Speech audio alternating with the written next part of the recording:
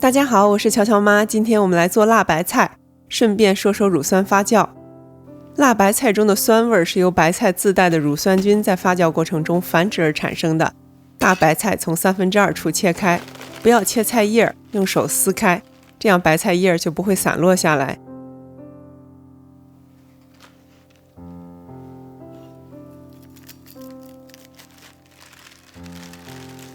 下面我们来腌白菜，做辣白菜最好用这种粗盐。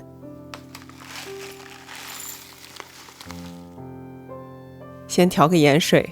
让白菜接触盐水，一会儿抹盐粒的时候，盐就更容易渗透到白菜里面，其实就是利用了渗透压的原理。简单说，就是以水为介质，盐才能更好发挥作用，把菜腌透。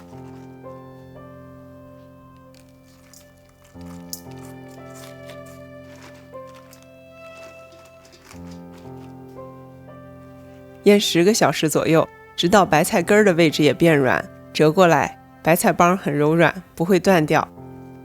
用流动水洗掉残余盐分，沥干水分备用。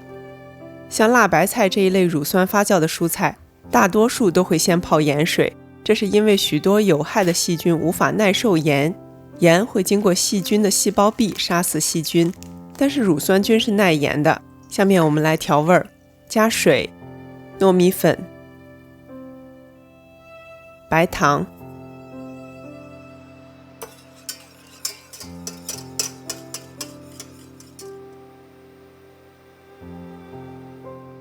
煮沸后关火，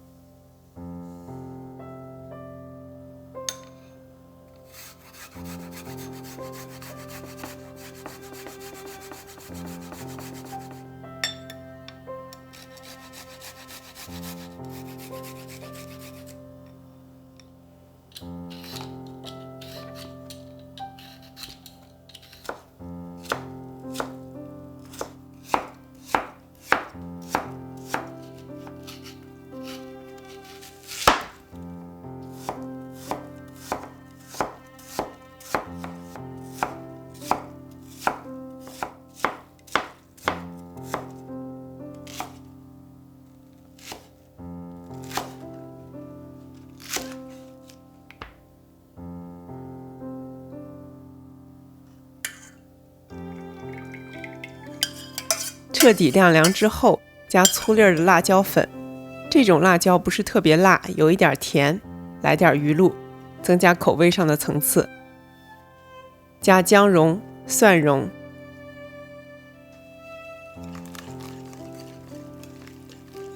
搅匀之后加萝卜丝、梨丝、小葱段，抓匀。白菜帮上尽量涂得厚一些，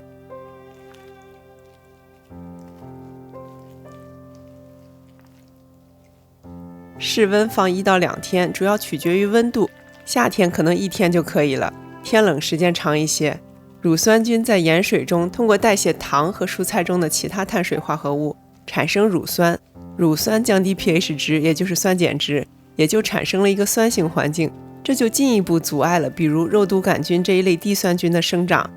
发酵产生乳酸的同时也会产生二氧化碳，所以做泡菜你会发现第一次开瓶子的时候可能会有一些气泡和压力，这说明发酵成功了。发酵成功之后，乳酸菌也没闲着，它还会继续代谢糖分，产生更多乳酸，最终经过更长的时间，当把所有的糖都代谢完，泡菜就变成醋了。当然这需要很久很久，